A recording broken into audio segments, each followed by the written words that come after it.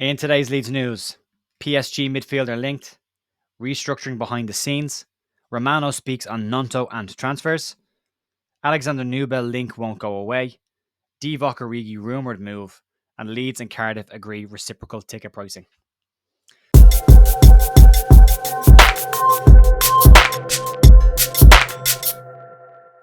Hiya folks, Jer here on the 20th of July at The View with your Leeds United news for today. There's not a massive amount of stuff going around. There's a lot of stuff, rumour on Twitter. I wish people would stop believing what they read on Twitter. I really do. We're not hearing a whole lot from the club and then stuff is happening. It's usually something we haven't been linked with or haven't heard anything about, and then that happens. So if you're hearing lots of noise about a player, chances are we're not signing that player anyway. So there's a lot of noise. There's a lot of rumor. We'll get into some stuff. There's some more concrete stuff today. Romano's been speaking an awful lot about Leeds in the last couple of days. So there's a lot of stuff there as well as updates on behind what's going on behind the scenes at Leeds, which as the takeover has happened now, more and more changes continue to happen at Leeds. So we'll start off with this and we'll get into it, and we'll go with the first one. PSG midfielder linked. According to Fabrizio Romano, Leeds have been linked with PSG midfielder Edourd Michut. Michut was on loan at Sunderland last season, playing 28 times for the club and scoring 1 goal. The deal will be dependent on conditions, according to Romano, that the home club PSG will decide in the coming days. As I said, 28 appearances, scoring 1 goal. He has made 6 first-team appearances for PSG as well, and he's a very versatile midfielder. He's a quite exciting midfielder. As a young player, he was dubbed as the next Verratti. There were interest from Barcelona, Juventus, Man City, and Villarreal, and Valencia, who were all interested in the player when he was younger. His season at Sunderland last season was described as a success, despite the fact there was an option to buy and it wasn't taken up. Basically, what's been said is that the player himself made the decision to not make the move permanent. He has said that there were conditions around his contract that he wasn't happy about, and also there were playing style issues that didn't really suit how he played, and he wasn't interested in returning to the club. So he let the club know, and Sunderland didn't take up the option then to purchase a permanent deal. 20 years of age, very young, but had a good season in the Championship last year. There's plenty of clips floating around about him. Is a tidy midfielder, does like a tackle. So a lot of positive stuff there, and Leeds will need to reinforce that midfield area with very, very, very slim pickings on the ground that Leeds currently as centre midfielders go. Adam Forshaw looks like he could be heading off to Saudi. There's a contract on the table for him there as well, so he probably isn't going to come back. Ampadu coming in looks like, from what he has said, will be primarily a centre back who could play midfield. Looking at Farke's style, he wants a ball playing defender coming out from the back. Ampadu kind of fits that bill. Bringing in a player like Michut in midfield is another young, dynamic midfielder that could come in. Huge potential to grow. Interesting one to see how that one pans out, but Romaro's saying that, so there's possibly some truth in that. Restructuring behind the scenes. So as I said, Farke has come in. A lot of stuff has been changing behind the scenes, and Leeds have begun to restructure the football department at Elland Road. Greta Steinson has now been officially appointed as the new technical director of sport at Leeds United. Leeds site says that he will work alongside Nick Hammond during this transfer window, as Nick Hammond continues to oversee transfer trading in this window. Other changes: Adam Underwood steps up to become the new football operations manager, whilst Hannah Cox and Rob Price complete the team as the head of football administration and head of medicine and performance, respectively. So there's a lot of changes going there. The team is getting bigger. It's getting more fleshed out. There's more definitive roles being assigned, which is good. More structure means more organization, means being run properly. So all good stuff happening there as well. A lot of stuff, a lot of talk about Willie Gnonto, and a lot of stuff about transfers and what Leeds are going to do. There's some more information coming out. We've seen Parag Marate's statement where he said Leeds will be active in this transfer window, and we may see players leave that we're not happy about, but that he believes bringing in new players that they want will actually push the team forward and help us, that we'll be happy with that as well. So Morano's been speaking a lot on this, and he was talking to Give Me Sport, and he said that Leeds will look for several players next week in different positions, and he expects next week to be a very busy week for Leeds. We've been saying this for a few weeks. At some point, it's going to really ramp up in pace. This could be a busy deadline day for Leeds, or they can get their stuff done next week before the season starts, which would be great to see.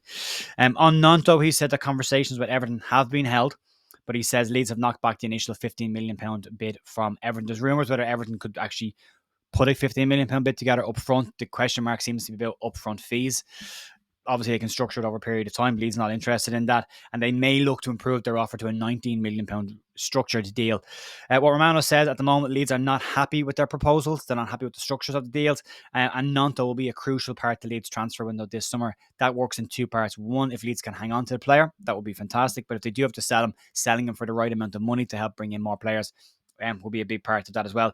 But right now, Willie Gnonto isn't gone anywhere. There are unconfirmed reports that say his agent is in Liverpool discussing deals, but they're unconfirmed. As I said, these have come from Dave down the pub on Twitter has said this. The in the know guys. So take that with a pinch of salt. Well, I should give you some facts on this. Everton's signings so far have been Ashley Young, who's well into the back end of his career, on a free transfer, and they've now agreed a deal for Danjuma on loan. Now, Danjuma's an attacking player. Maybe that rules out Gnonto as a possible move there. Everton's finances and FFP are a big part of their window this year. They've got a huge FFP case lingering over their shoulder, which could lead to a points deduction if they're found guilty in breaching financial fair play. Huge amount of stuff there for them to be careful and be mindful of. They're trying to navigate a transfer window this year as well without breaking financial fair play rules in this window. So there's a lot of stuff going on there with Everton. So it's not clear. There's a lot of talk about Gnonto early in the transfer window, about Juventus and AC Milan and Inter Milan all looking at him, and now it's Everton and the only club seem to be actually progressing with any kind of an offer for the player. So possibility Leeds could hang on to him. I mean, if Gnonto's looking at the situation at Everton, do you go there and have the same season you had last year, or do you stick it out with Leeds, hoping that when Leeds go back, they're in a much more, ambitious position when they go into the Premier League next season, which, if you listen to Marate's comments, Leeds will be if and when they get there. And moving on to goalkeeping situation, and this one just won't go away. Alexander Nubel was expected to be done and dusted and gone and not a Leeds player and be off at Stuttgart at this point. Well, according to Bild in Germany, Leeds are preparing an £8 million bid for the player. Stuttgart did want the goalkeeper, and yesterday it was thought that a deal was agreed. However, an offer of a loan for the player with an upfront fee of $400,000 was knocked back by Bayern Munich. Stuttgart are expected to go back in today with a £900,000 upfront fee, but still a loan. It will depend now on Bayern, what Bayern want to do with the player. If they want to loan the player out or sell the player, that will determine what move happens here. Leeds haven't put the bid in yet. It says, but Leeds have been in discussions, and a bid is being prepared for Bayern. It'll be an interesting one to see. The player himself apparently is said to want to stay in Germany, but ultimately, if it's a permanent move and Bayern want to sell, the player could go. Keep an eye on that one. Carl Darlow looks like he's off to Bournemouth. That looks like it's dead. There's a very strong possibility. We've heard Glenn Kamara, we've heard Carl Darlow mentioned a lot, Manuel Dennis, Pirro. There's a very strong possibility Leeds bringing 4 or 5 players in the next couple of weeks, and they're none of those players. And we haven't heard them being linked. Again, go back to Ampadu, go back to Nick Hammond, go back to Greta Steinson. None of them leaked out. These weren't linked with Leeds before they were appointed. It just happened. So you've got to take that into consideration. And then speaking of absolute pure rumours, the Divock Origi story's come back up again today. I didn't run this yesterday because it was only on Twitter. It's now come out from a couple of sources. Yorkshire Evening Post have ran it in their rumour section as well. So it is a rumour.